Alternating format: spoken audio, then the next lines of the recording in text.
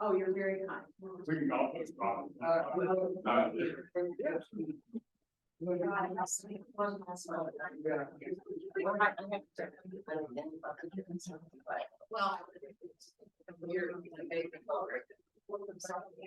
Yes.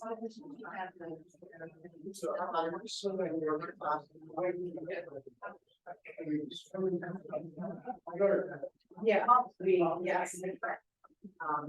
No, yeah, it is.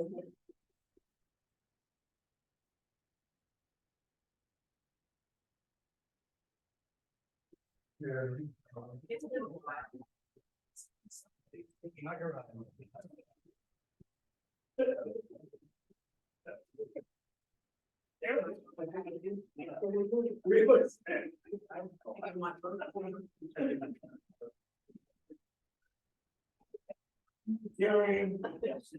I was 7. Good morning. Oh, The first thing up today, we're going to do a little of. Should I have taken that shot? And I hope we get some discussion going. And then we'll do a couple of the breakout sessions over here, Photoplad and Photoshop, anybody that's interested in some basics. And then we'll share our photographs. So let's go to, should I?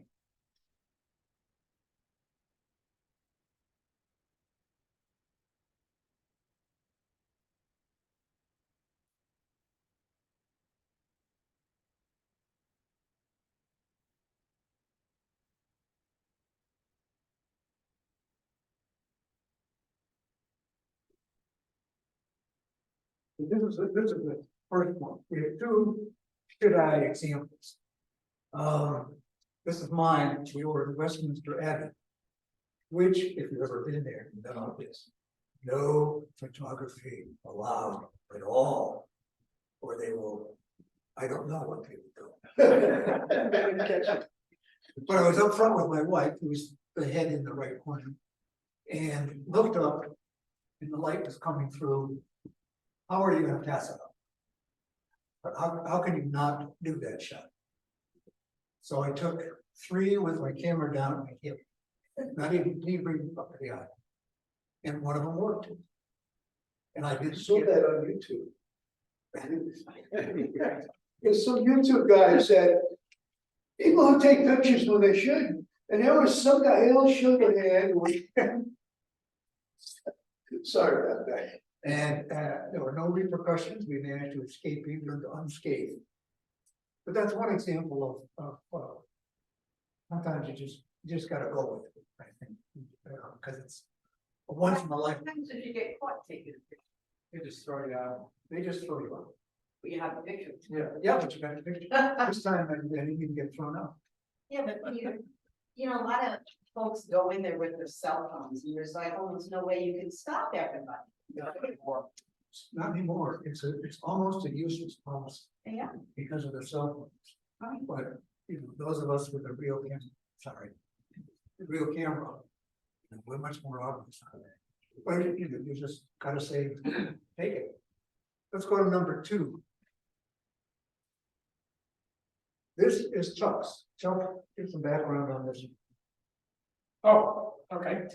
Well, as some of you may remember, I think it was 2021, I may be off on that. A couple of years ago anyway, the Virginia Museum of Fine Arts did an exhibit called Dirty South. And it was really about the controversy surrounding culture and history and all sorts of things, racism and everything else. It had to do with our beloved South. And so in one of the rooms, they had this exhibit. And I was kind of walking through the exhibit, and I walked into this room and I got a chill down my spine.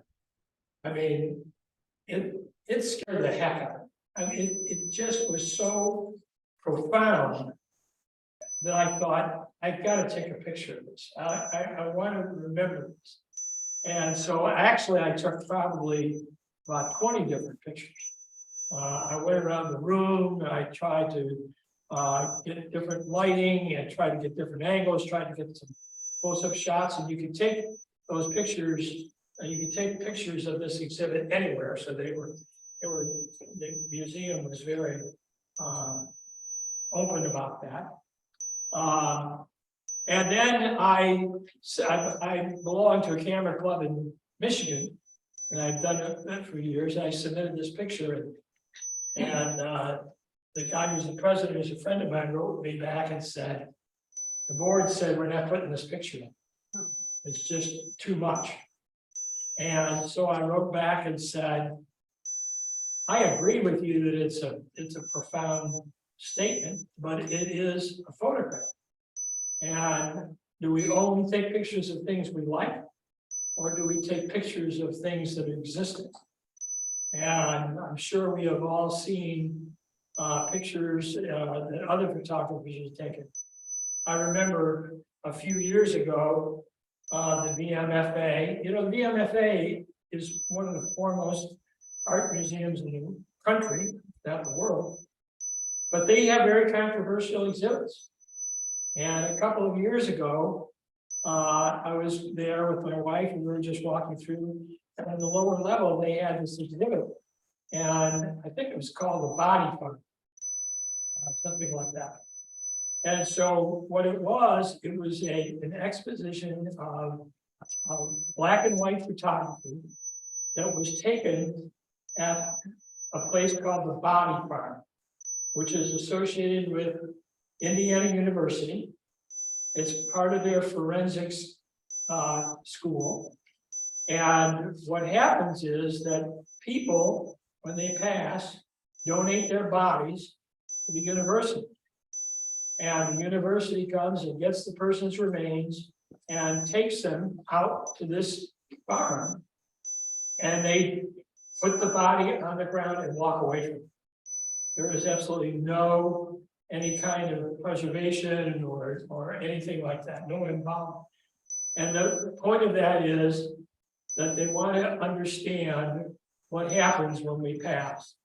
And a lot of it has to do with forensics, because as we pass away, if we're not involved, different insects, not to make things gross, but at different stages of that, the different insects take over the decomposition. The point of that is that police officers, when they find the body, they can determine very closely about what the time of death was by which insects. Well, this photographer took pictures of that. It was warm. It really was warm. But it told a very important story, I thought. Now, my wife left. She said, see upstairs. And, so I guess the point of all this is, it still makes me very unsettled to look at that picture. It was somewhat reassuring to read that the person who designed and made those outfits is an African-American tailor who did it to make a statement. And so, so I took the picture. I know not everybody likes it, and that's perfectly all right. I'm not offended. I don't take it personally, but it's one that I'm going to remember for a long time. Here's the question. If you were the editor of the newsletter from a camera club, would you run that photograph?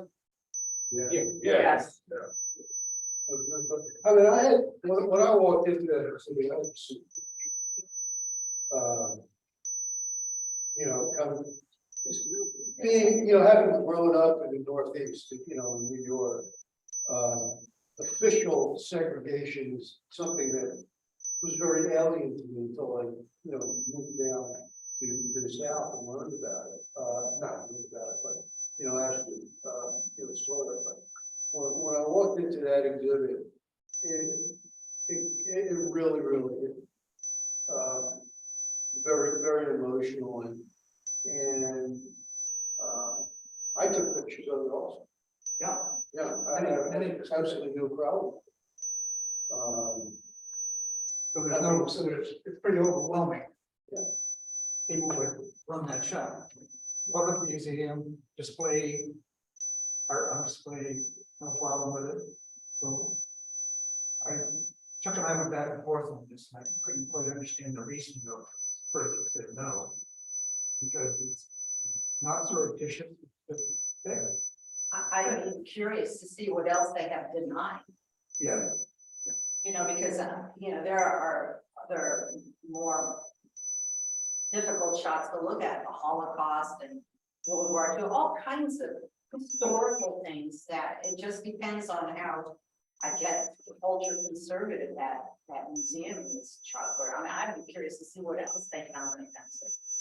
Yeah, well, to me, then what's significant is with the picture, it's the context in which it's presented. If you just throw it up on the screen, it has no context. You make of it what you know of history, you know. But after Chuck described it and who made it and why they made it and how they made it, all that sort of thing, gives it a perspective. So the same with displaying it on a camera club. If you have no explanation or context, then it's just a picture. I think it's much more relevant to take it now and probably when you do it because in so many places they're trying to suppress that history. And that's not good. Richard said what I was gonna say. Hey Peter, what's the noise? Can we get rid of it? Yeah. I'll check it. It's a noise. Yes. Oh, you mean the whistling? Is it coming from? There's anybody hearing that? No, it's been. I can't hear it online, you can't hear it either. Yeah.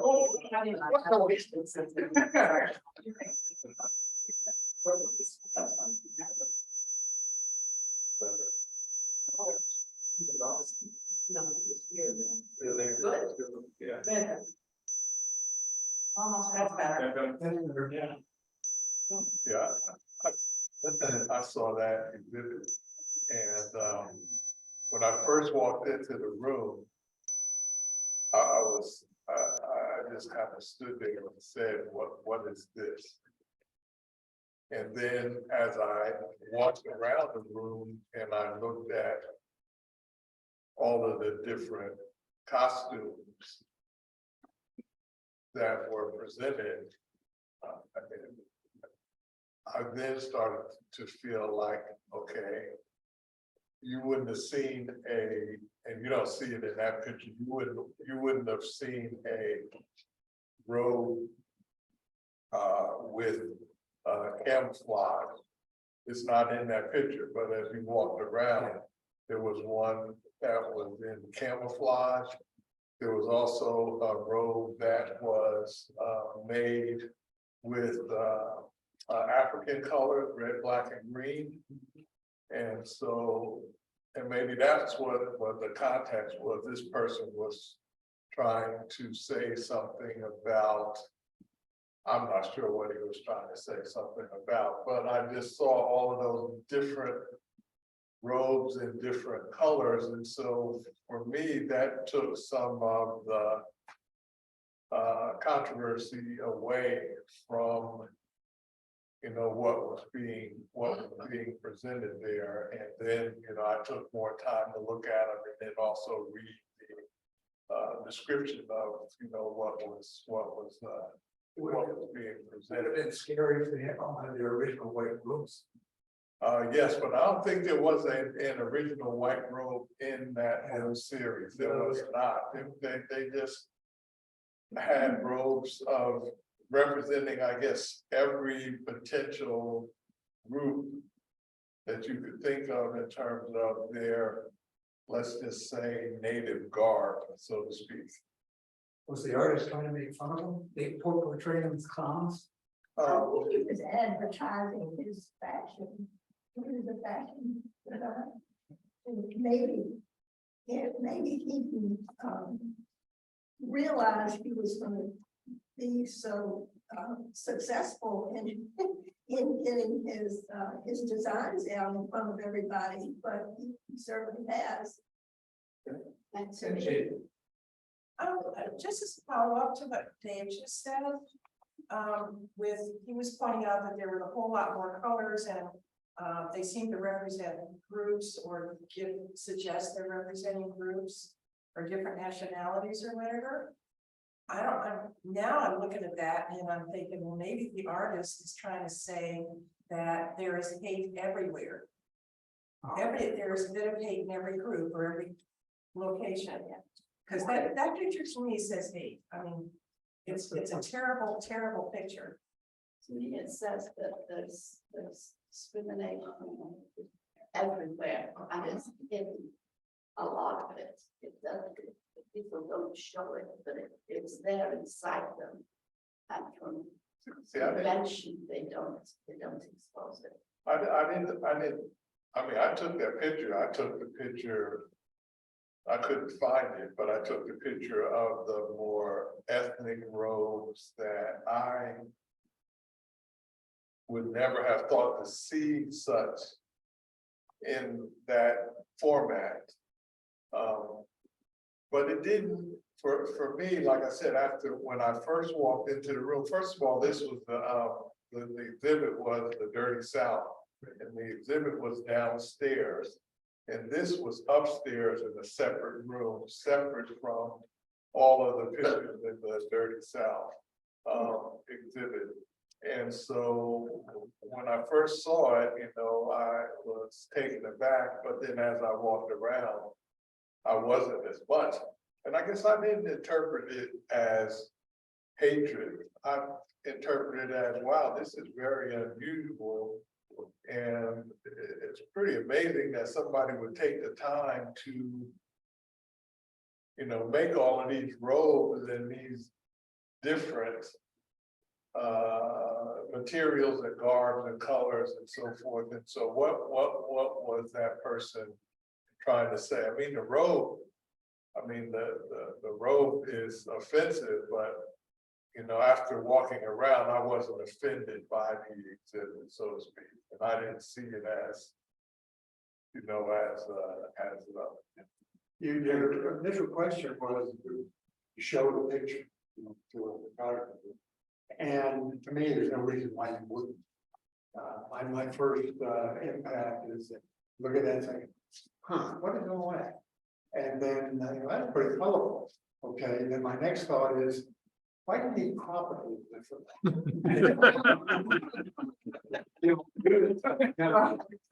If I was going there to learn something about uniforms and the football plan or costumes put together, then maybe I take it a different way. But in the environment like this group, I've had discussions with people in here about doing news. Okay, and there's kind of a reluctance to do that, but it's not acceptable. And you're hitting the same thing here. That okay, maybe that's not acceptable by everybody, but come on, it's a photography group. Well, it's, you could say it's nothing except a snapshot. But on the other hand, snapshots can also evoke a lot of different and a lot of differences of opinion. And you can see a little bit of it here. But to answer the question that Chuck raised with me originally was he didn't understand why it was rejected. And I said, I don't understand why it was rejected either, because it tells a story, whether you like it or not. Okay. And Chuck, did they tell you why they didn't accept it? Did they tell me why? Well, yeah, I mean, these are folks I've known for close to 50 years. I've never, ever had a picture rejected except for quality issues. But, I think they just thought a photo, maybe they interpreted it as glamorizing the plan. I don't know. I mean, they really didn't say it, they just said they thought it was offensive. Okay. So even informally, they didn't tell you if you've known them for a long time, even informally. They sent me an email. I was gonna put it in competition, they sent me an email and said, no, the board said this one isn't going in. And that was in the north, that was in the north, that was in Michigan. Yeah, I wonder if there's a difference with the southern response. yeah, I think so, I think so. Anyway, Phil, Yes, this is yours. yes, it is. I would question whether or not this is inappropriate or whether I should have taken it, but I was doing street photography on Curry Street, Lane and I, and Richmond photography. No, we can't get it. Anyway, one of them. The assignment was do some street photography, and I was across the street from this man. I was just really attracted to his well-developed beard. And he seemed to be drawing a crowd. He had people coming up, and he was we crossed the street, and he was saying over and over again, "You got to change, you got to change." And Lee and I both gave him, you know, a couple of dollars, and which is wanted, and asked him if it was okay to take his picture. He minded if we took his picture. He said, "No, it's fine." He said, "No, it was okay." But the ethical issue, the morality, the moral issue is, you know, should I take a picture of someone who's I could tell by being there and watching him take money from people, if he's in a difficult situation. You know, he may be homeless. I don't know if he's homeless tonight. He's got a Vietnam hat, you know, maybe he's a Vietnam vet. And he seemed like he was sort of not quite fully mentally together. You know, so I used the picture and at the camera club, I submitted it under the category of you know, along with science subject. I mean, so that was, I used that, and the person who was reviewing it, and I went to him not to do it. She thought it was taking advantage of somebody's family. And the reviewer was Jessie Boylan from Artworks, and she was really negative about it. She said that well, for obvious reasons, she thought it was inappropriate. So that's a story, that's a history behind that picture. Any comments? I used to take pictures of homeless people. And then I kind of came around to developing this feeling that I think it would be okay if the photo itself was part of a series that was supposed to tell a story. But as an individual photograph, I don't see a real story in any of these. Not just this one, but you know, and any photos of this type is okay. There's a guy who's begging for money. To me, it's not a compelling story. But if you were doing a series, you were doing a book, you were doing some sort of a documentary, then I think they could all come together. That's that's my personal feeling. Yeah.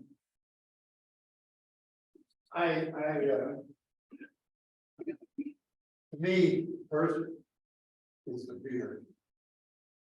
And I want to look, I want to take my picture so it's quasi directional art. Now, a guy like this on the street, I have not seen him, but I have come up with people and say, wow, that's a great beard. And I take some, take some shots of it. And, he's got a can there and he's got some, and but you're doing it on a professional basis, not an emotional basis. And, because then you could move him because of this shot, I get distracted by the, whatever it is on the right-hand side. Okay. But like the man said, if the picture's not good enough, get closer. Then, you know, to me, it's the beard. Beard and the work, and the hat's a little crooked. You know, I don't mean the hands or the walking, but just that. And, you know, talk to him about it, but talk to him on a level that is not demeaning to him. For instance, don't talk down to him, talk with him. I mean, you covered yourself though, when it's public, on a public street, Yeah, so that's always fair game. yeah. You say you asked him also. So, yes, if it was okay, and gave him some money. But I like your point, to me, the shot is the beard too, and I would have proud. I would try it in black and white. And try black and white. Yeah. But I don't have any problem taking that photograph. Because, you know, it's public. And he's out in public. It's legal. The question is, yeah, the question is not if it's illegal, it's illegal, it is legal in the United States, and there's no question about that, I think. But then the question is, just because I can, should I do it? And I have come, for me personally, although I agree, the whole look is just absolutely fantastic, but what's the story? Is, you know, street photography to me, what I do is, when I go out on the street and I'm coming home and I'm looking at my photos, the first thing I'm looking for is what's the story? Well, the story is the man who's there trying to support himself and well. But that's unfortunately a ubiquitous story. It's like somebody looking at their cell phone. So I mean, this is my personal opinion, I'm not criticizing it anyway, but would I have taken that picture? Probably. Would I have, when I got home and I looked at it, would I have thought about submitting it any place? Probably not, because I don't see a story there that's compelling to me. Well, I think you could have gone in several ways with this. One, if you cropped it in just on his face, Yeah, tried black and white, and maybe you would have got a great portrait. Not even trying to tell a story, you're just portrait. this version I have, yeah, I sent the wrong one, it's not edited. But anyway. I left his hands in there because that's part of the story. He's got a dollar bill, and you can clearly see kind of edited version and put in his coat. So he's supporting himself, or at least quasi supporting himself, taking the blame. Another reason I was attracted to taking his picture of him was not only the beard, but he's something flamboyant about it. And it's you know, he's beyond being average, not in a negative way, but I thought interesting way. You say it, try to get a crowd out, you said, right? Well, yeah, the people, semi-crowd, and everybody was giving him money.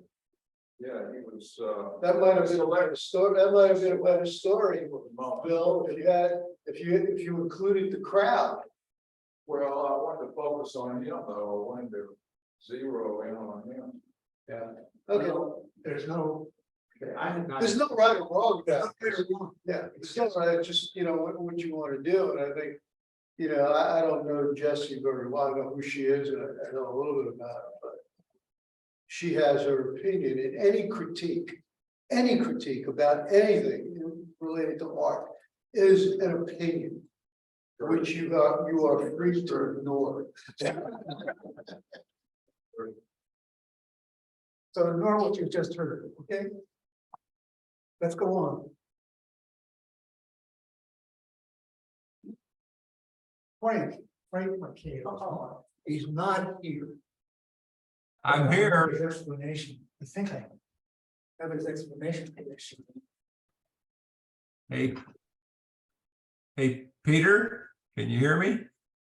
Oh, there is Frank. You on Zoom? Go ahead, Frank. Yeah, I took this photograph several years ago. It was um, taken for a class assignment for for street photography, and so I was wandering around a mall, inside a mall, where it was actually photography was actually prohibited, but I was shooting anyway. And I was in the upper level. And I happened, as I looked down, I saw this fellow pushing a elderly woman, presumably his mother, around the mall, and I could see they were headed towards an area that would be underneath that that Forever 21 sign. Forever 21, for those who may not know, was a clothing store for young people, I guess. I think it's out of business now, but anyway, it was there at the time, and I understood that there would be an interesting photo possibility, so I positioned myself at the upper level and just sort of patiently waited for them to come underneath the sign. They eventually stopped right underneath the sign for whatever reason, and amazingly enough, there were no other people around, at least near them at the time. I was down to my last photo of in the roll of film, and took this one shot, and was actually very, very happy with it. It seemed to me, it was at the time, it was like a kind of a decisive moment kind of photograph. It had I think it had interesting composition. You see those, the three arcs that make up the background of the photograph. Of course, there's the ironic punch of the elderly woman, wheelchair bound, and yet under a sign that proclaims, Forever 21.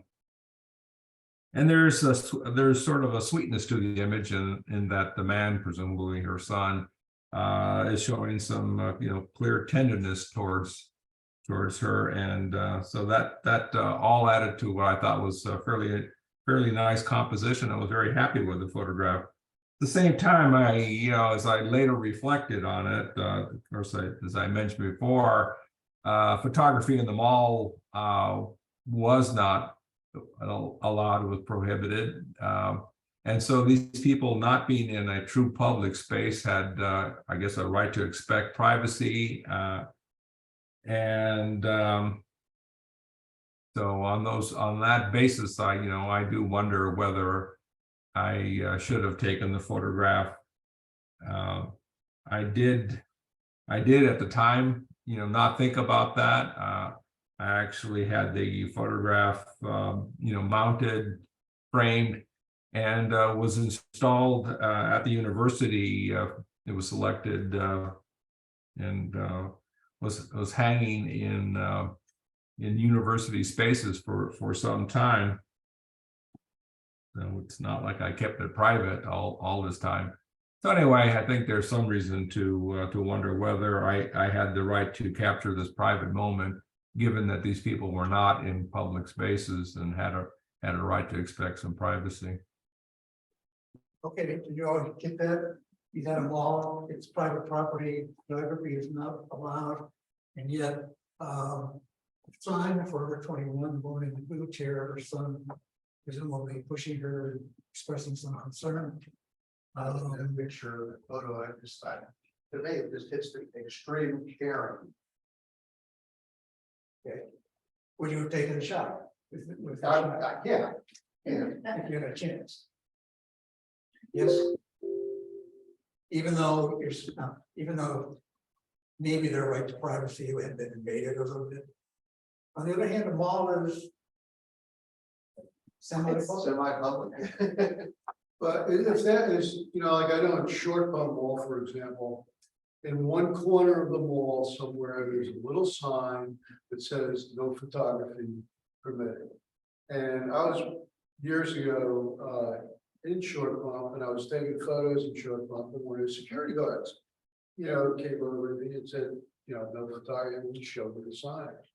you know, at that point in time, no, the law is not on your side because the owner of private property It's private property. has a right to dictate the rules.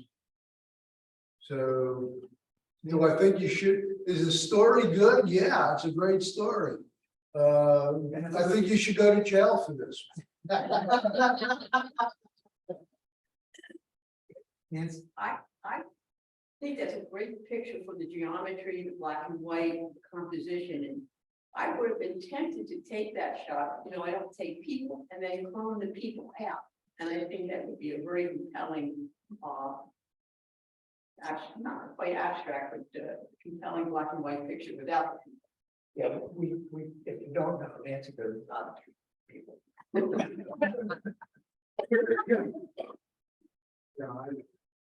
Great. Yeah, I think it's a great shot. I know it was illegal to take it because it's in the mall, but at the same time, for displaying at the university and at the university and all this stuff, the people are not, you can't tell who they are. Yeah. So they're not identifiable. So that eases it somewhat. Yes. I wish I'd seen that shot and I'd sign on the wall in the back corner, you know, worried about. But I'd crawl it just a little bit on that side. Cause I find that the pillar with that black fade and that little thing up in the corner, a little distracting, but if you came in, made it more like a 10 by 20 or something. Okay, then you're really just focused right on. Anyway, Frank, I think you're off the hook. I think people say yes. You should have taken Okay. something you did. All right, thanks.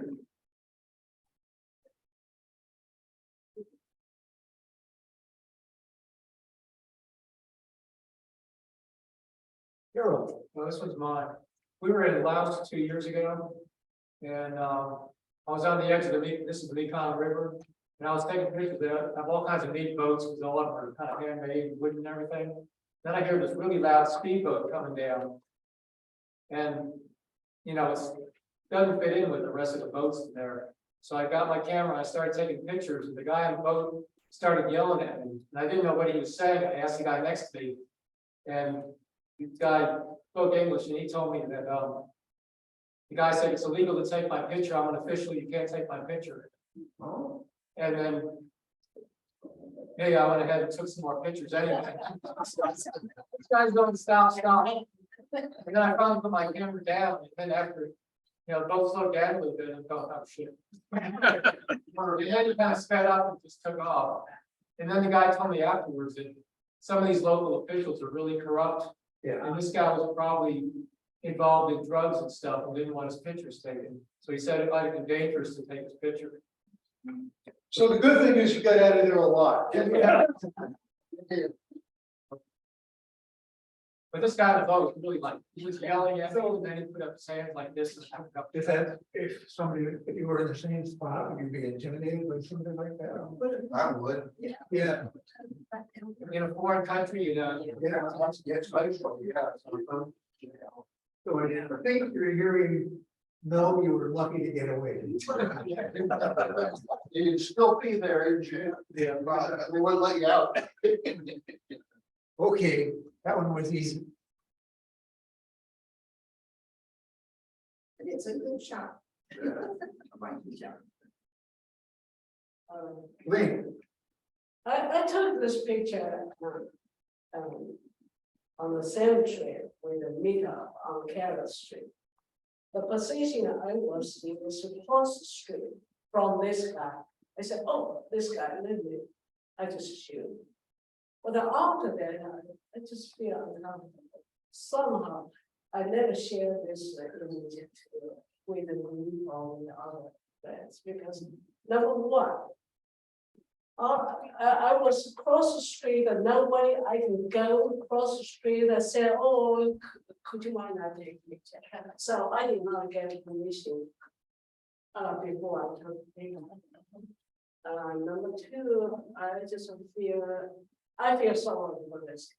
Yeah. So should I take this type of picture and back to what what Ed just told about. I have a different. Well, the story I want to tell people, there's every image, I think, behind the image.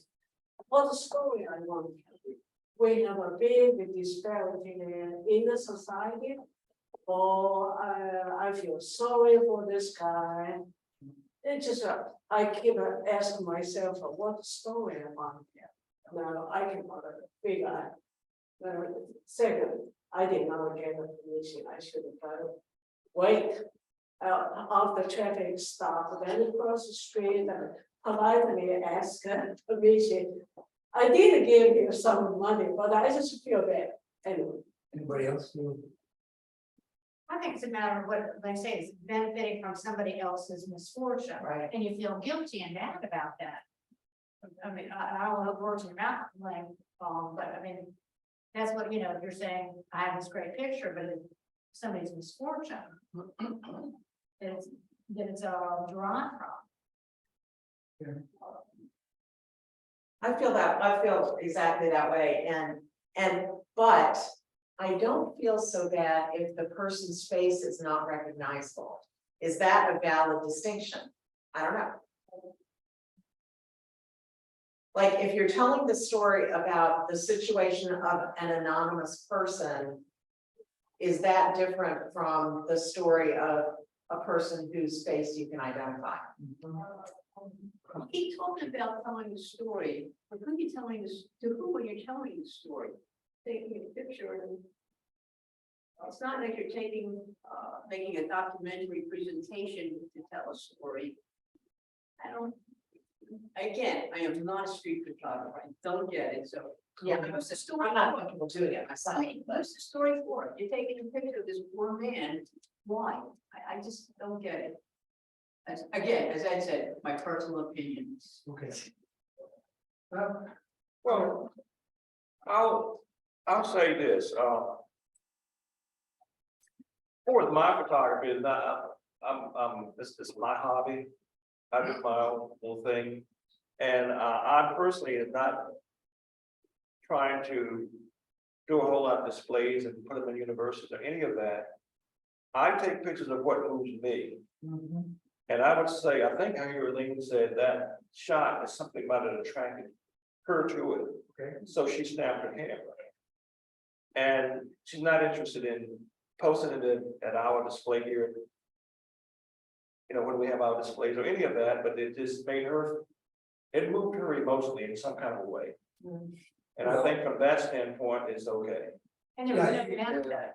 I think that's a good point. And you use the word emotion, and that is, that's really at the basis of, should be at the basis of almost every photograph. And if Lynn was moved emotionally by that shot, then for her, it's a good shot. I don't know, not to be too technical here, but if that's the point, then get closer on him. Yeah. See, in this picture, I get distracted by the soda pop sign. Now, you wanted that in there because you cropped around it on the side. If you walked, if there's some story there between soda pop, smoking and homelessness. Yeah, I don't know what the story is, but it's interesting. But if you walk maybe 30 feet to your left, shot the picture so the soda pop sign was on the left-hand side of him, then and got it a little bit closer, I think my eye would be jumping all over the place first, but that's a technical thing. So if we're talking emotion, I don't get any emotion from that. Okay, I gotta be closer, I gotta see him up close and recognize him, see the hairs on his face, and then, maybe. But Well, there's another, yeah, I think most of these photographs, if you haven't already, try a bunch of different kinds of crops, different colors, go black and white, and just see which version you like best. I like the soda pop, the candy, and the cigarettes. I mean, what else do you want? Yeah. Come on, I like that. Yeah, I like. Maybe the brown bag is a little too distracting, but it also looked like his whole life is in that Brennan Bank. Yeah, I mean, I like the soda, I like that sign, I think there's depth in this photo. You know, from a technical standpoint, the depth gives it, you know, makes it a better photo than if it was really cropped in tight with the guy. Right, well, at least it's a different story, it's a different photo, it's a different photo, but I, you know. I mean, Peter and I will laugh our ways into our graves about cropping and not cropping. I like this particular crop. Okay. I even like the piece of trash, the can that's in the far left-hand corner, Yeah, which kind of tells you about the environment. Okay, then, sort of thumbs up. Thank you, you guys. Okay. Go ahead. Okay, this is mine. And it's an alleyway downtown. And early morning, and she's asleep on the street. Next to a trash can. And should I have taken the shot? Why did you take the shot? Because people like this around, it's a message that people need to see and hear and react to. That there are poor people out there starving, sleeping on the street. And here's an example, poor woman, homeless, and I just felt. To me, that summed up a slice of life that none of us really is familiar with. That definitely tells a story. If you're, you know, we're talking about this picture tell a story, and that really does. Can't escape the story. It's challenging. And you don't know who she is, she's just representation of. If I were writing an article about the homelessness in a particular, I would probably include that, because it's very, it's demeaning, but maybe that's what jarring. Maybe that's what the message would be. I mean, this is. It's jarring. Like I said, I was a journalist. A journalist situation. And it's not what it exists. Depends on what your purpose is on that. It's a very demeaning, photo. Okay. I tend to gravitate towards photojournalism and things that I think tell a story and maybe have some social justice context. And I think the picture here for me, when I looked at this, I thought, this is the way we treat some human beings in this country. Just like trash. Trash is right there, she's right next to her. And it's very moving. I mean, what the context of that person's life is, I don't know, but obviously it's not good. And it just, I think it's a powerful statement. I don't know if you. No, I like that thought, trash, you know, here again, this would probably be, to me, it should be black and white. Yeah, and then if you're using it in an article or something. Yeah. It's part of an apartment park. My first thought was maybe again moving to the left of it, so that the body was more defined. This is the problem with the street. It's a narrow alley, there's no way to go anywhere except for the side. Okay. If I'd gone to the left, the building would have come in the way. Go to the right. It really wasn't much better. I started being there to try and then crop off or rear end a little bit up toward the feet. And you're focused, but you know, I mean, that's Just a technical question. Was she as close as the picture makes it appear, or were you using a zoom or a long lens that made it compress? It was probably my 85 was on a crop camera would be about 130. So not a whole, not huge. Not huge. No, I wasn't that far. She was out of. She was not that far away from the camera. Hey, Peter? Yeah. Yeah, my opinion here on this and the other photographs taken on the streets is that relative to the question of should I have taken that photo, my opinion is that you cannot be a street photographer and not take these photos, in the sense that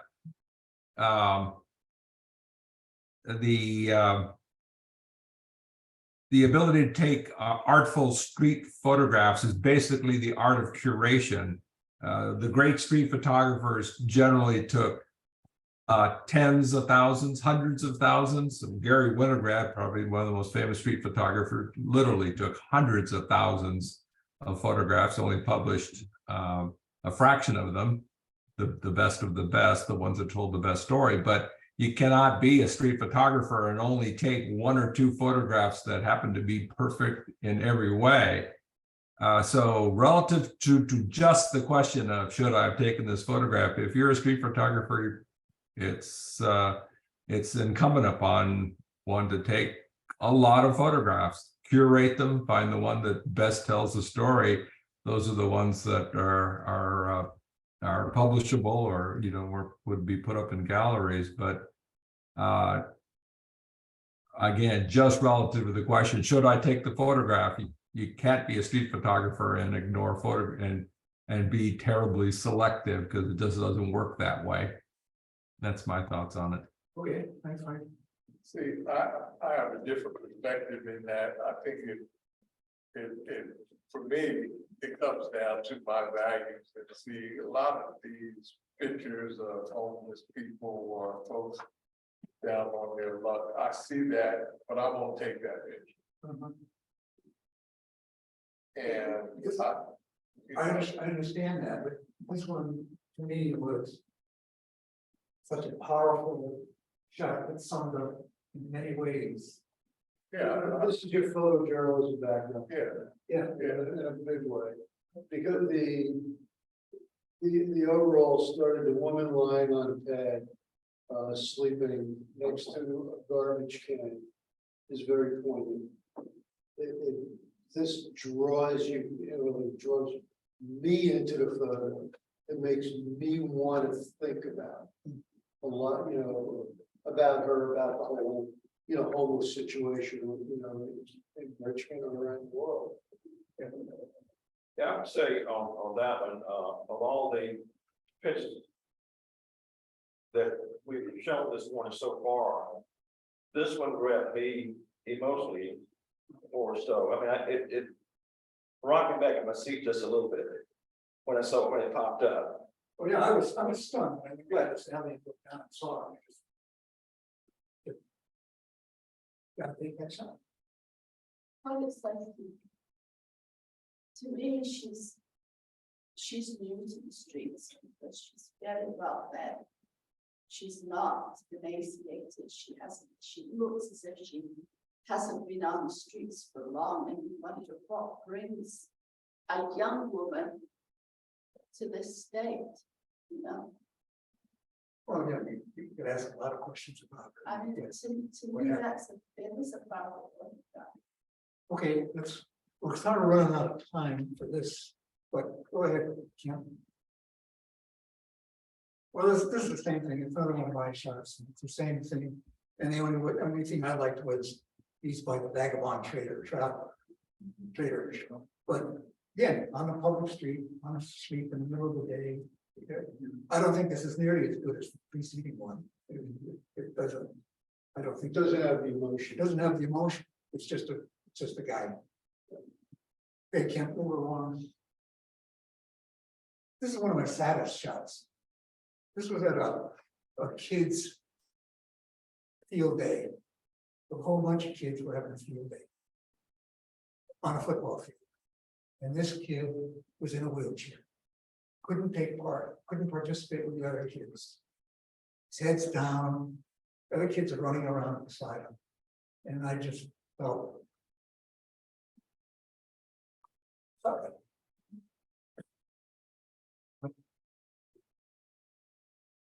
Go ahead, Kim. Well, this is, we all know when this is, a few years ago, and when everything was going on in Monument Avenue. And again, I just thought it told the story. There's a mother telling her son about what was going on. And that's it, just tells the story. It's more than that, because it's a white woman with her son at this, you know, I mean, even if we didn't know, if we, you know, we were in Michigan, for example, we know the story, you know, what this is. And it's a white mother who's telling her son about what this is all about. Yeah. And I think it's very, very powerful. Okay, go ahead, we got more.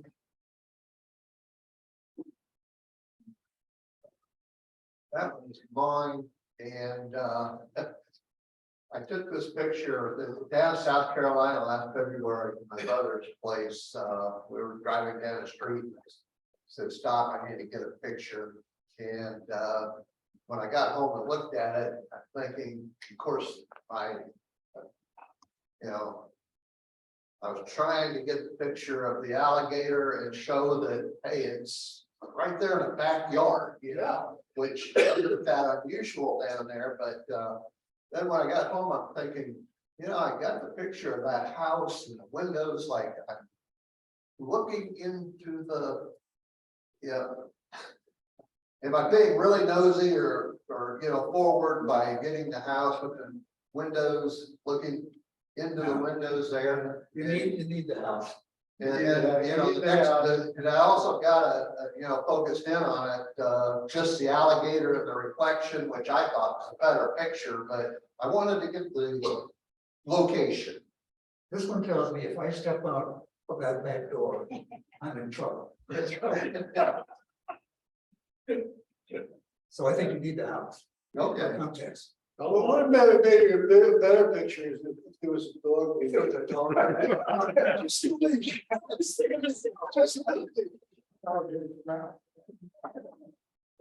Look at this. That's horrible. I'm going home. Go ahead. See, this one doesn't tell me. Okay, yeah, The other one tells me where that. right, and that's what I was trying to get, and then I gotta think, gee, if someone, you know, watching me thinking I was trying to get a picture into the house, you know? Yeah, this picture really needs the dog. The dog's gone. Okay, a little quick backstory. About 7 years ago, I got interested in photography and bought my DSLR. And we were at a park, my son and I, he was 21 at the time, and I was taking some shots of kids, and he got really upset with me. "Mom, it's that mom you hear," and I would have thought I showed up in middle school unannounced in his lunchroom or something. But Mom, don't be taking pictures of kids. Well, fast forward to just last month, we were in DC walking up to the metro station. And there was this little park, and I wanted to take a picture of the kid with the water splashing in, but I could see the smoke coming out of my 28-year-old son. He just kept walking. So I was only able to take this one shot, but I liked it. I was trying to wait, but I didn't even know where the metro station was, so I had to go home. So it's just, I think, 3 or 4 shots. So it's gonna be about street photography. I'm new at it, and I don't know what opinion you have on the kids. Kim, you could just go to the next one. Yep. So, I mean, I couldn't wait for this fountain to splash in his face, and same time, I waited, but this was coming back, and I wanted like an S, a circle, you know, and I just couldn't get in front. And this was on the way home from the metro station. And then the third shot, we were at a market, and luckily my son did not see me taking pictures of other, you know, of kids. He's just really like, "Mom, you shouldn't do that," you know. And then the last shot was that one, and I wanted to crop in, but I like that no alcohol beyond this point. And this was at an event somewhere in DC, the Capitol Hill area. So I don't know what your opinions are, except for Nancy, on you taking kids. I don't know if a parent would have come up to me and say, "What are you doing?" I probably would have given them my card and my name. I'm not making money. I'm just for creativity, you know, just to grow. And you know, at the time, 7 years ago, I was trying to explain to my son, I was trying to pan, working on motion on a kid in a swing, but he would not.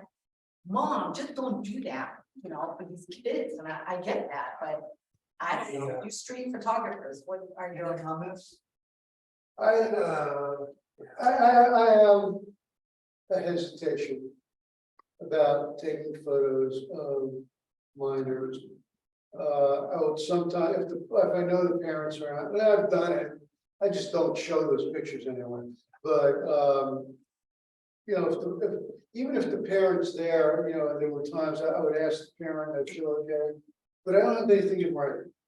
And I don't know, it's just that, would I want somebody stranger taking a picture of my grandchildren and posting it on Facebook? And the answer to that is no.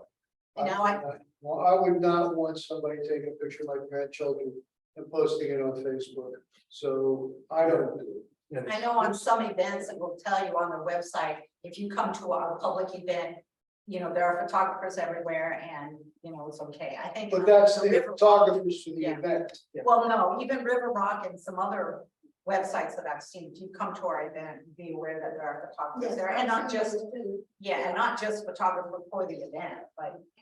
So Yeah, I, that's- but that's a, Yeah, the signs. good signs, yeah. The state fair does that too. You know, when you're on the street, the rule is, the general rule is you don't take pictures of kids, period. Unless you've got a parent or a guardian, somebody there who says it's okay. And then as I said, you haven't got anything to write it. But sometimes it's irresistible, you know, but be aware that, you can be in trouble. Probably, but I was in Germany a few years back at a Christmas market, and I was taking pictures of a merry-go-round they had at this Christmas market. And I was not paying attention to the kid in line, but I took a picture of the merry-go-round. And man, this mother came up to me, and she was like a mother bear. I mean, she was in my face, screaming and yelling, "Do not take pictures of my child." And this was in German, but I was kind of picturing, you know, you got the idea. piecing it together. And she stood closer than Ed is to me and demanded that I delete that picture. Show me the picture, I want you to push the delete button. And I did, I mean, and I apologized, as I said, as best I could, communicate that I really wasn't intending to take the picture of the child, it was the back. But people are very sensitive these days. Very sensitive. Quick question, if you have a dual slot, does it delete it from both? I just don't know, I haven't. I don't think so. Trying. I don't think so, yeah, you have to delete it from both, so you can fool them that way, but. It's not, it's have to try. not like, I had it since. Yeah, I mean, if somebody asked me to delete photo, I just do it. We've all, Yeah, me you know, too. and it wasn't done with Yeah. kids who had parents or teachers come after us, you know. Don't want to go down that path. You've also got two. I don't know, I've had that sort of experience before, and then I want to be sexist here, but I would let you get away with making those pictures easier than going to get. And, you know, that's kind of that's probably true. Yeah, so when you come to that situation, each situation is different, and you have to evaluate it that way. And I don't want kids anyway, so I don't. Well, you know that. So, you know, it's not that I mean, we have situations where I'm sitting because I'm old and tired, I'm sitting on a bench, and this kid comes up to me and sits on the right angle, and is just kind of looking at me, what I'm doing. I look around, see if there's any parents around. I don't see any parents, but then I'm still kind of, how am I gonna do it if I can take a picture? And at that time, the mom comes up, who, I guess was the mom. She had her iPhone out, and she's looking at that, and she's sort of standing off to the side. And I said, "Dad, do you mind if I take a picture?" And she goes, you know, just waves it off. I took a picture, it turned out to be a pretty good picture. I did, I think I can post it on Facebook. I don't know who the kid was, I don't care. But, you know, each situation is a little different, and that's how you have to evolve into that situation. You just gotta be careful. Because you can get mama or daddy bear or it's coming at you. I have asked people if I can take photographs of the kid. And at the same time, I asked them for their email address and I say, I'll send the photos to you. I won't use them, but I'll send them to you. And most of them will give you. You're not gonna use it, why take it? Because sometimes it's a situation that's difficult to take a photograph. Okay, Kim, go ahead. It's an exercise. Okay, Tom. Last week I was out in New Mexico. And my wife and I went up to Taos and into the Pueblo village. And this is the inside of San Geronimo Church. It's a very quaint little church. And when you go to the Pueblo village, you go to an admissions place and they charge you like between $20 to $25 to be able to go into the Pueblo village. And they give you a piece of paper and it tells you all about it. And we went into this place and I was very happy because I went into a church and I didn't get hit by lightning. But then as we left, my wife's looking at the paper and it gave us, says, no photography in the church. I'm like, oh, well, I like the photo. I thought the photo was pretty good. And even though it said no photography in the church, I figured that rules are like hearts, they were made to be broken. So thought it was a good photograph. There's no people in it. Yeah. But I thought it was it's a very interesting view of a very different type of church that I've ever been in. There's a casket on the right which represents Jesus. Okay, I wondered what Yeah, that was. represents Jesus Oh, in really? the casket, yeah. Oh, That's something new to me. But it was a very interesting church. Comments? I wonder why they have no photography. There doesn't seem to be anything objectionable. I don't know. Or would it be that they're afraid of flash photography, which could not damage? Yeah, like said, just said no photography. Now, Yeah. I stepped up far enough. There were people like in the pews, kneeling and so forth. There wasn't a service going on. There were people in there. I walked up far enough that nobody was in the picture. I would guess no photography because it's a holy place. Yeah. They don't want it. There is that, a lot of churches will do that. Yes. This is the place, refuge, place of religion, we don't want. Yes. Dark. And that, which is understandable, but on the other hand. How many times are you gonna get shot? But it's disrespectful to the religion, to the sacred spot. Say you're sorry and I won't do anything. Well, you were lucky you saw the sign on your way out instead Yeah. of on your way in. Yeah, I would have still taken it if I thought I might win. You see, I'm a rule follower, I probably wouldn't have, but in this Yeah. situation, I had kept the picture. Yeah, yeah. So it's one I didn't post on Facebook, but I did keep the picture. I thought it was interesting. But I think Anita's point is right, when you just say no photography, that's one thing, but I've been in churches where they say, oh, come on. This is a sacred place. Please do not do that. That to me is very different, that's expressing why they want, just to say no photographs. I'm not sure that it's enough. Yeah, I went to a Hindu temple with a friend. And I was taking photographs outside. And it was a beautiful building. And as we walked in, she said, "You shouldn't take photographs outside." So churches always can be, places of religion can always be questionable.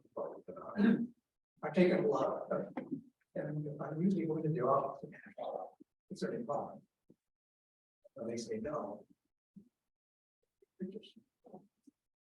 Anyway, that's it for, should I hope we had an interesting discussion. I thought it was very interesting, very good. We heard anything, but other than what you see is what you take is what you like. Yeah. And then you have to break the rules occasionally. Okay, it's time for taking cookies. 5-minute break.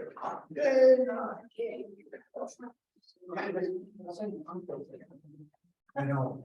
I don't. Be right back. And then,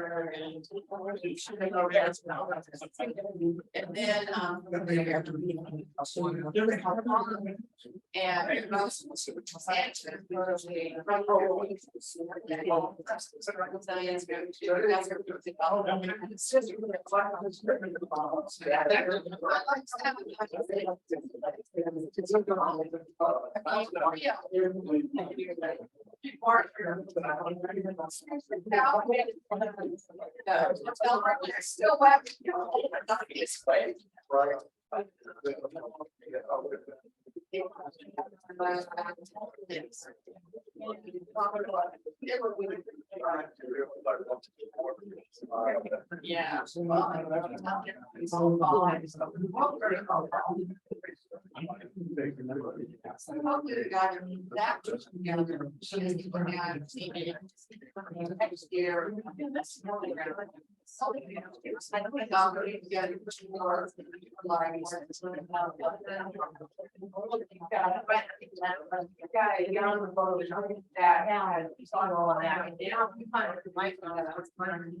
College kid. And you got a lot of them. A little longer than 10 minutes, 20 days.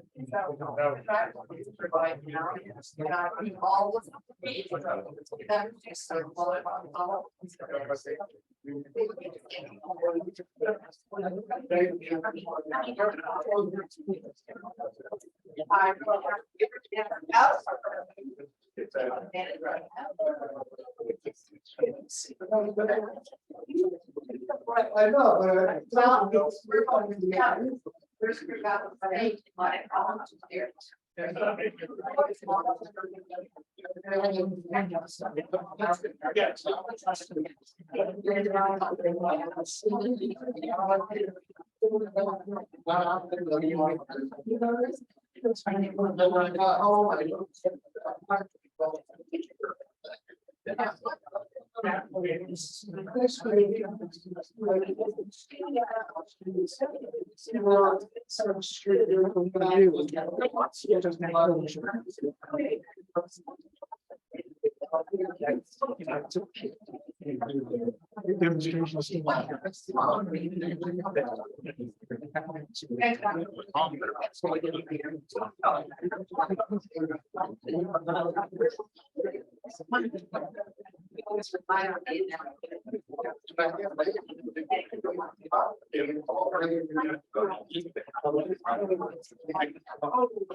not here. Not in the house.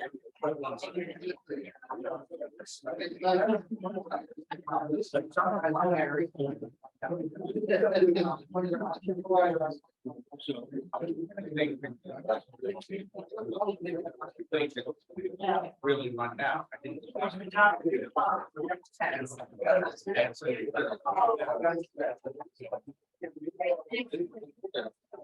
pretty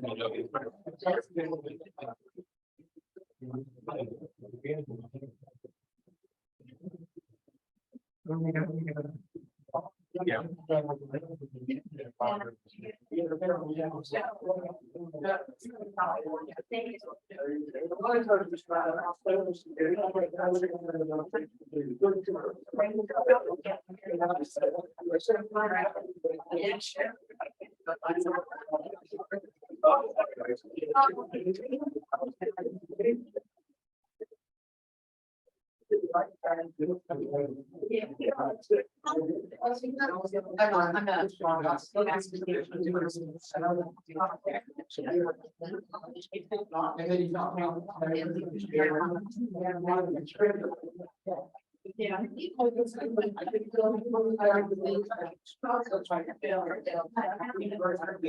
Yes.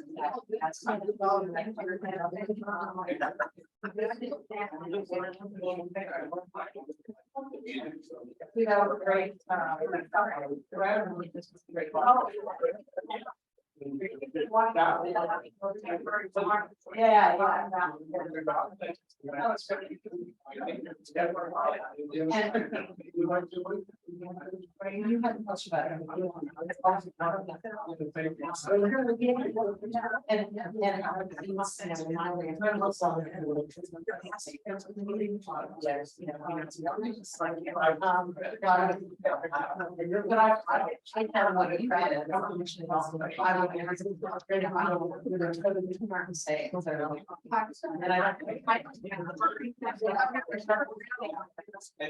no, I don't.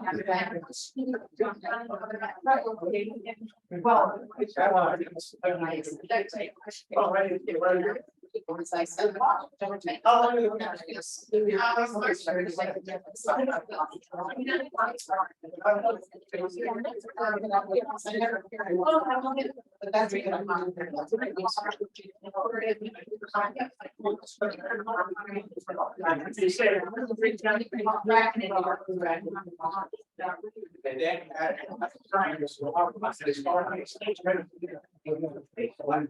And I have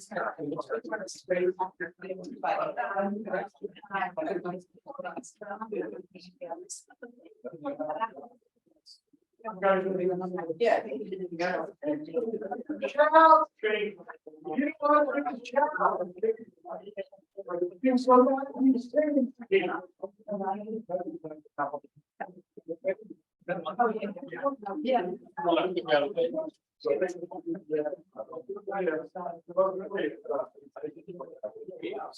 And also Peter. And also Peter. Also, I'm going out now. We're going on. They were going to do a thing and then program and we'll do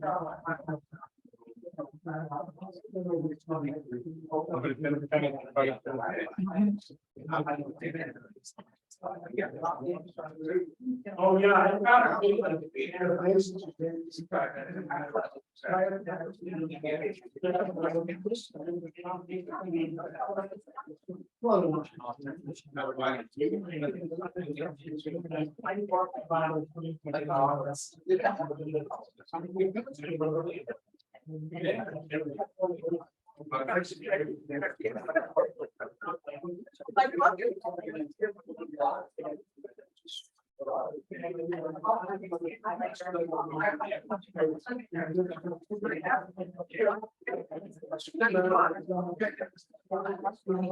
Even after that,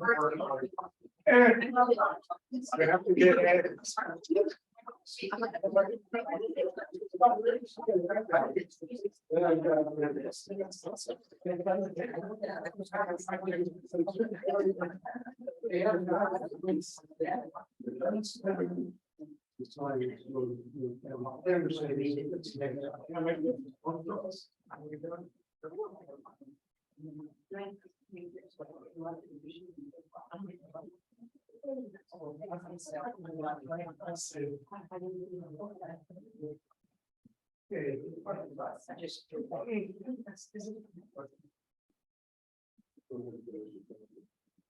That ran longer than I thought, so what we'll do is postpone until next month, the little tabletop breakout stuff.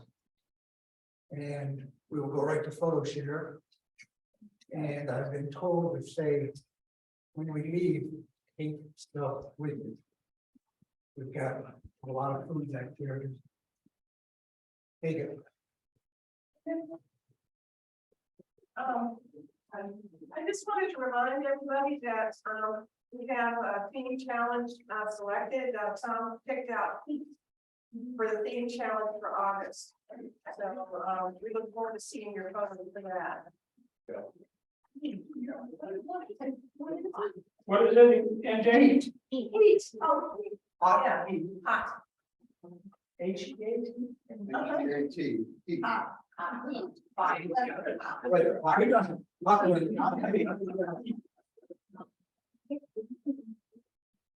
It will be out. Tell me about it.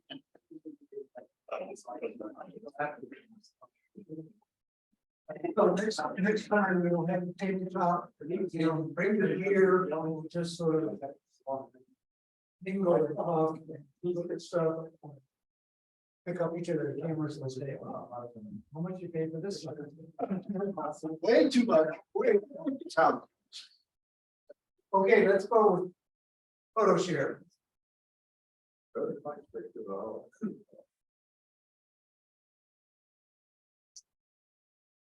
There are plenty of bagels, and MJ and I will tackle you at the door if you don't take something. It is very dangerous for me to have them in the car. Okay, the challenge this time with independence. Something that to your mind shows independence. This is mine. I just like the eagle and the flag and independence. Is that the back of somebody's jacket? That's the back of somebody's leather jacket. Obviously, somebody who fought in the Persian Gulf. Another celebrant. Probably showing his USA t-shirt, which again is on Independence Day. More flags, more stars, more 76.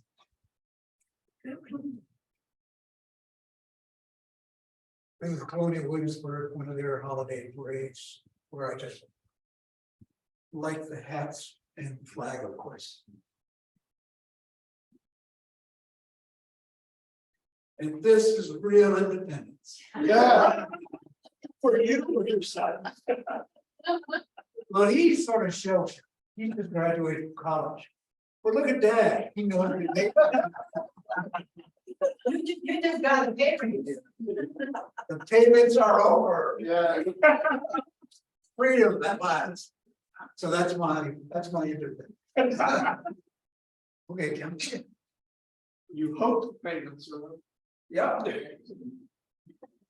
Okay, that's mine. That was an accidental double exposure.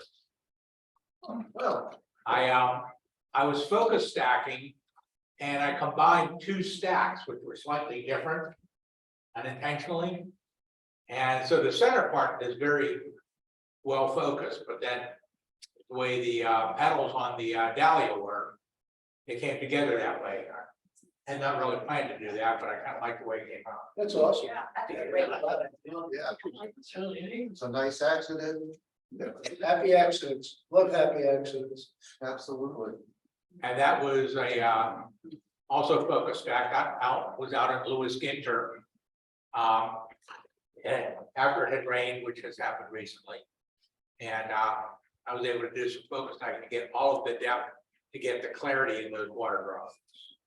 Tom, quick question. When Yeah. you say photo stacking, what does that mean? Is that That means that I took about 20 photos, each at a slightly different focal point, and then combined it in software in order to end up with just one image.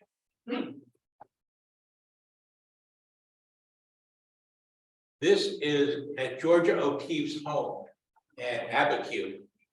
This is the door. It is the reason why she bought the house. She saw this back in the late 30s, early 40s, and she really wanted to live here. It took her about 10 years before she was able to buy it.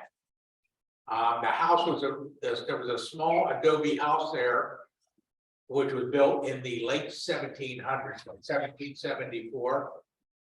She moved there, or she bought the house in 1946 and spent 3 years refurbishing it and adding on to it. And that was just became her winter home until she died. It's a very, very interesting house to tour, but that door in the courtyard is the reason she bought it, and she painted that door, photos, pictures of this courtyard and that door many times, and many of them in very, very abstract ways. This is also at her place. That elk skull was a gift to her, and she painted pictures of that many times. Those smooth stones, she collected them when she went up into certain places in the mountains. Those even though they're at a very high altitude, those are smooth river stones from millions of years ago when there was a river running through there. And she had about 1,500 of them that she collected over the years. This is the sitting room in her studio. Can you imagine having that view out your window? That was. Did you HDR that? Huh? Did you do that? Did you do an HDR? No, I was on a tour. I was taking pictures. I was the only one with a camera on the tour. And I was trying to get pictures while other people were trying to get in my way. Yeah, the reason I asked that is, but it looks like the light inside and outside is fairly even. Yeah, And usually it's not. Usually yeah, I had to work at it a little bit to get the outside view. Is that glass that you see? Pardon? Is that a glass panel when you see? Yes, there's skylights. The house had 7 different fireplaces, because this was her winter home. Her summer home was 13 miles away at what they call Ghost Ranch. 13 miles? 13 miles. Yeah.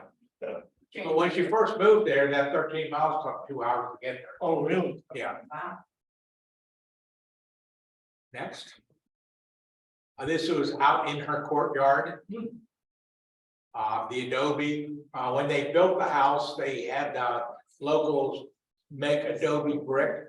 So they did the adobe brick and then they put stucco over it. And it's a really interesting building. And the walls are at least 3 feet thick. These photos are very Georgia O'Keeffe. Mm-hmm. And I say that as a compliment.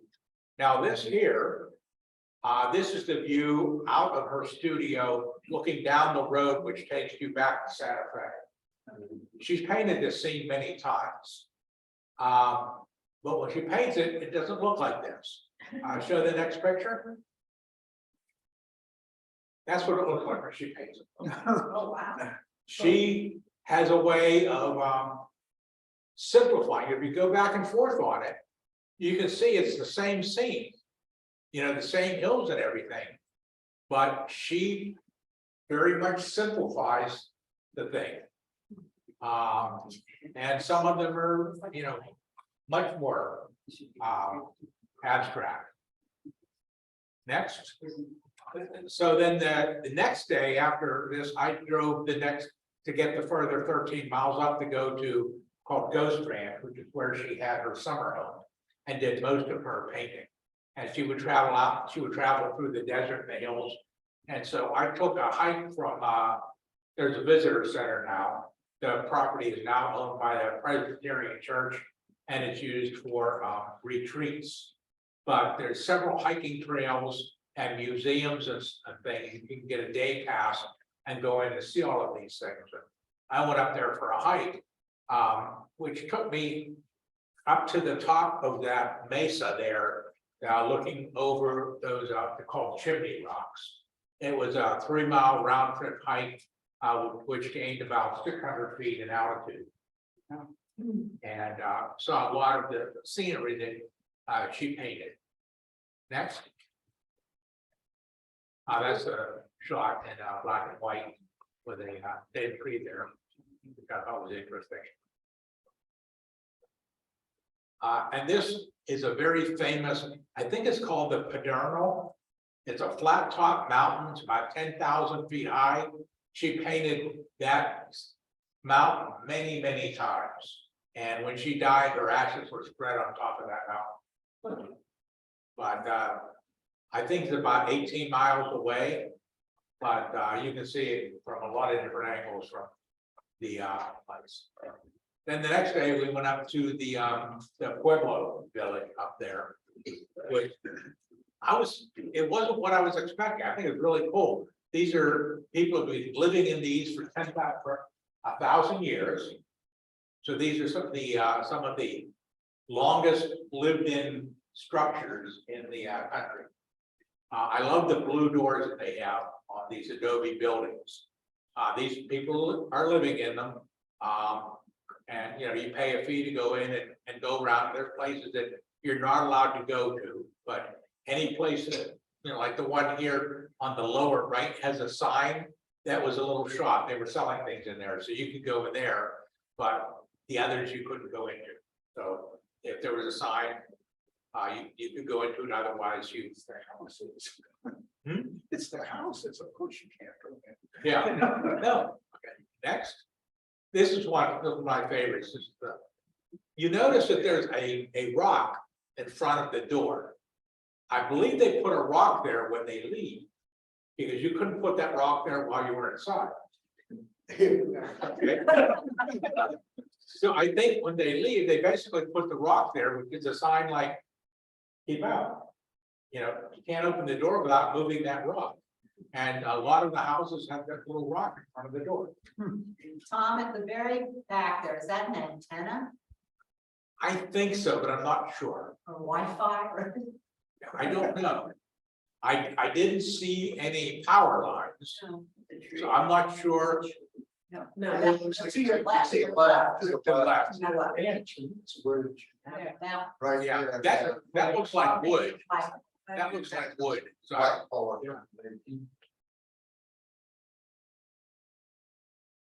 and then from there, we went to Tucson, Arizona to help my daughter find an apartment. And then one evening, we went up to this area called Gates Pass, which is east of Tucson, but looking down west into a valley. And there were more saguaro cactus I thought I would ever see. And I expected to see saguaro cactus, but I thought they would be, sparser. This area, it was just covered with them. And we got there at sunset. It was still 100 degrees, but we took a hike up into the area in order to try to get some shots. Next. And this is looking down into the valley as the sun was setting. And you can see there's an awful lot of cactus there. A pretty cool place.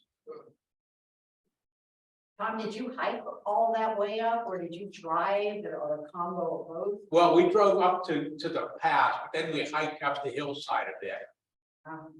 Not, extremely high, but we did do some hiking to get out there.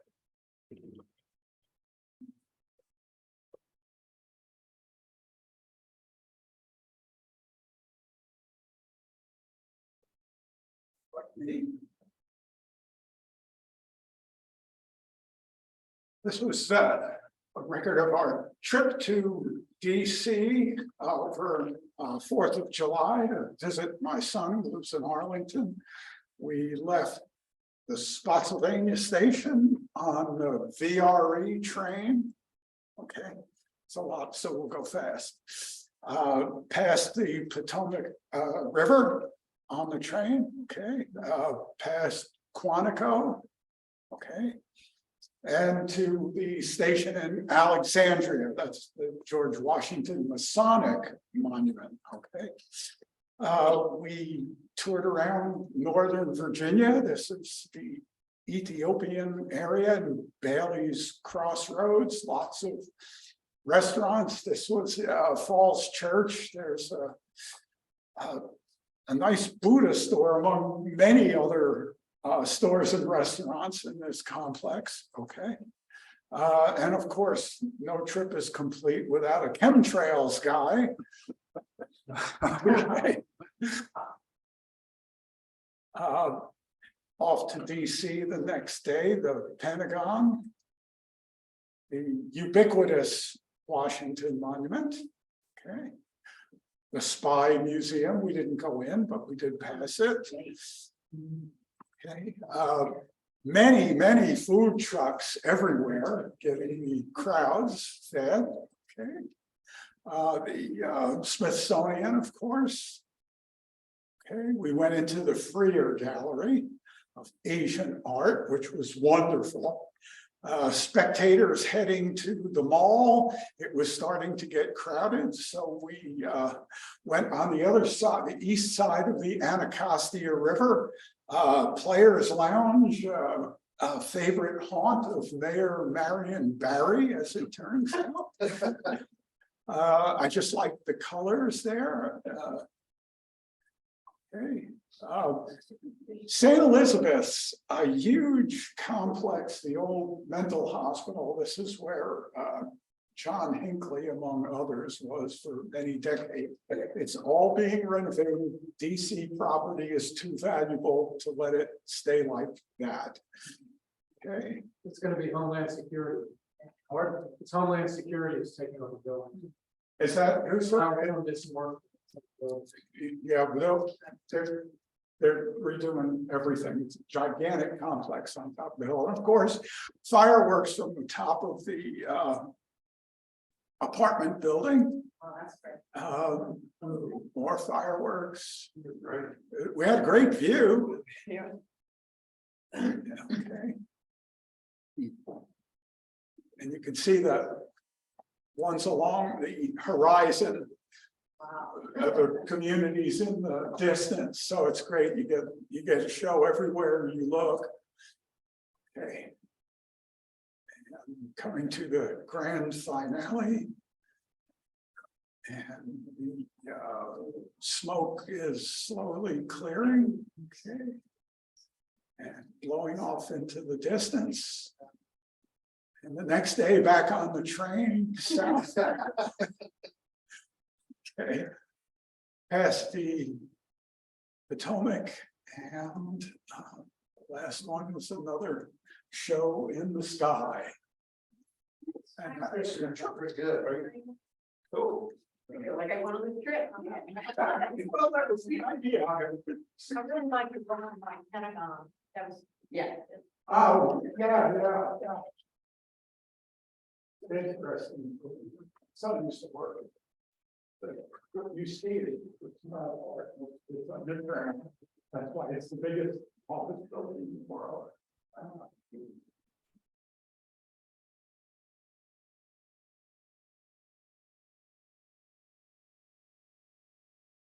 This is a picture that I took a couple of years ago from the Teapot Field. Is that right? Teapot Bridge.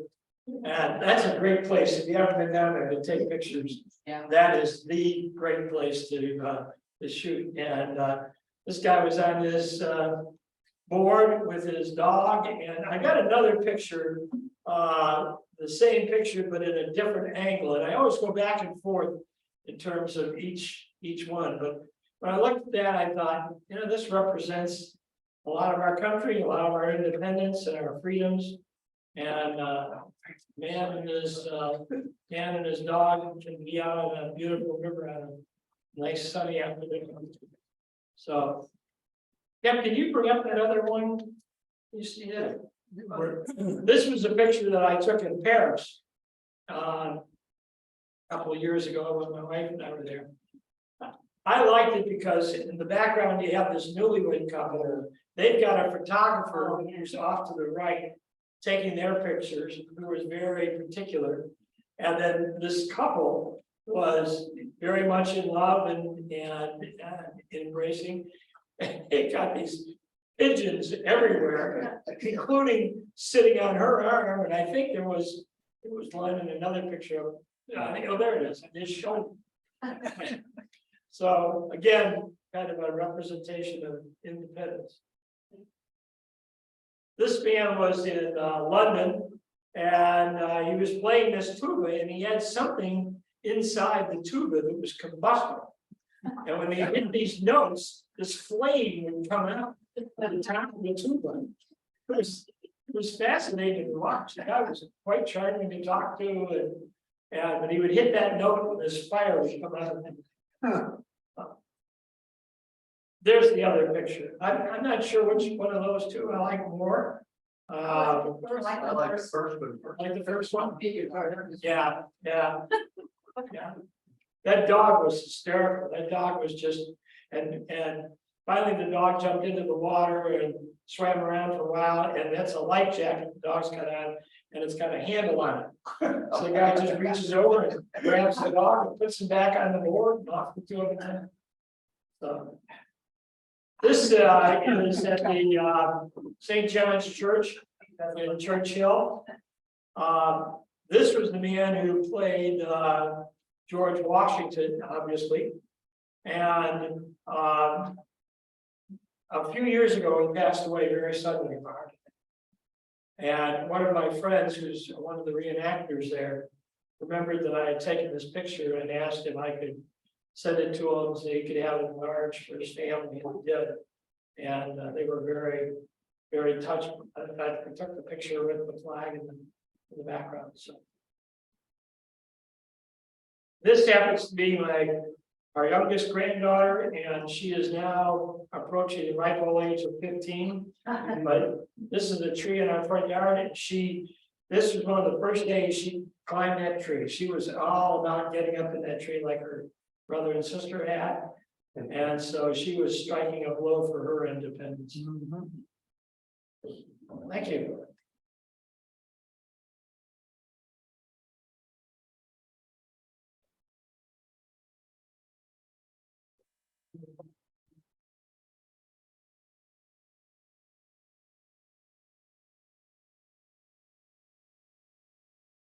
No, that's not it.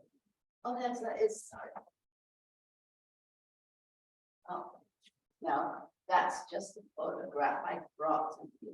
Somebody could help me with it, but that's dancing tango at the BMFA. It was a group that Joe Bing from the other camel club as well. I liked her hair. Yeah. That was On a Friday night. I got into reconstructing photographs, and this was a friend's photograph. She gave it to me in 2 pieces. Oh, it was her great aunt and great uncle. It was the only photograph they had of them, and they died in Auschwitz. And she was very upset that the photograph was in 2 pieces. So I said to her, bring it and I'll see what I can do. And the next one is what I did.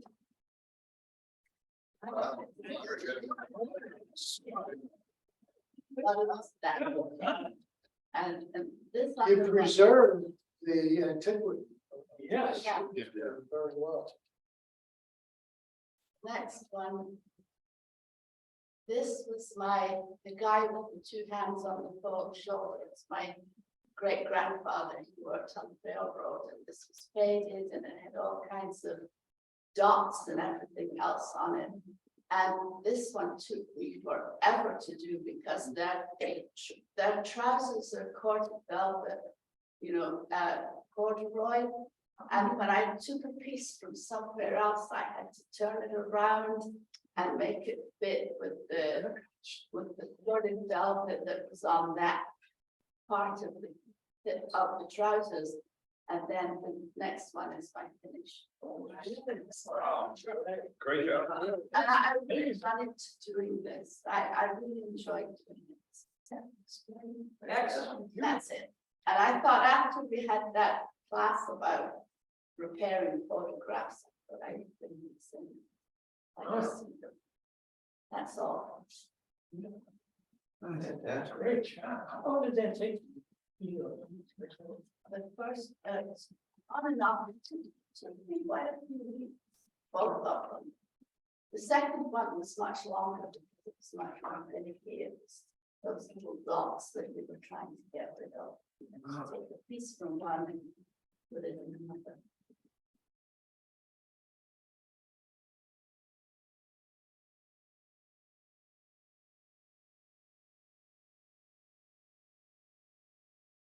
Over to my fireworks. Before I moved here, I lived in Jersey, and they did we lived on the water, and they did the barge for the fireworks right in our backyard, almost too close. Get the ashes. These are old photos of fireworks.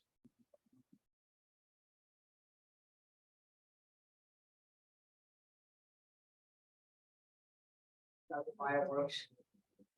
Long exposure to get that. It's not all this. How long would you guess? 30th of a second, Oh, no, I think those were more like 2 or 3 seconds. 2 or 3 seconds. That's,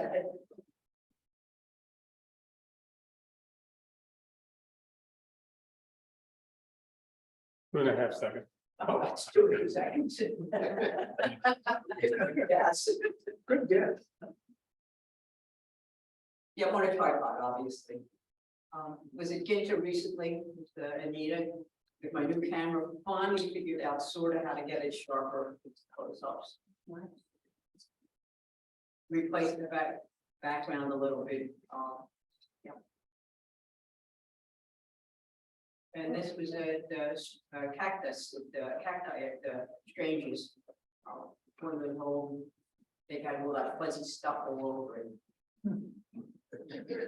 That's it for me. Oh, these are mine. I was, for the 4th, I went down for the citizenship, ceremony at the Museum of History and Culture. So I just took a few shots. It's been a while since I've been to one of these, so. And I left my program somewhere, so I can't really tell you who the dignitaries are. So should you have taken the shot? Which graders can do it? Yes. Is this, are we still on, should I? So, okay. And I remember him being the chairman of the board for the museum. And here is the judge there telling everyone to please stand up and start to swear. Judge Roger Gregory. Maybe, yeah, okay. Next. Everybody's, applauding them and great job after they said they're swearing in, or they're gonna uphold the Constitution. And here's one of the new citizens who's leading us into the Pledge of Allegiance. And then the next gal, next citizen, she went to UVA and she met her Marine husband. And it took, I guess, about 5 years for them to, through this whole process, getting citizenship, and they have 2 children.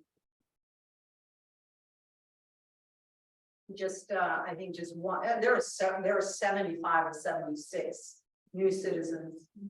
And I didn't bring all 74 shots, so lucky for us. And there's a couple more. And then just one more. That's what I did on July 4th. If you want a motion, that day is fantastic. You just never seen so many people so that. It was obviously indoors and then I don't know where it's been held. It's been outside and I'm sorry they moved it inside. I know, I'm like, I was hoping they'd do it outside, but they have a bouncy ball and things for the kids. I didn't care for that. It's beastly hot. Yeah, that's true. It's awful. That'll be for next year, next month's theme, hot heat.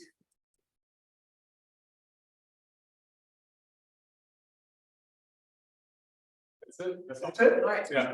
Okay. Don't forget to take something. And next month, our featured guest will be Bill and Lynn Whitworth, and we're so happy to hear their journey and about them. And we will send a note out, it'll be a table. Fill. We bring your stuff. We like that.